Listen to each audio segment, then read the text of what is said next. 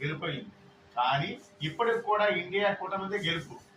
దుర్మార్గుడైనటువంటి జగన్మోహన్ రెడ్డి, నీచుడైనటువంటి చంద్రబాబు, ఏమీ తెలియనటువంటి పవన్ కళ్యాణ్, వీళ్ళందరూ కలిసి ఈరోజు మళ్ళీ నరేంద్ర మోడీని ప్రధానమంత్రి చేశారు. ఎందుకు చేశారంటే ఒక మేలు చేశారు.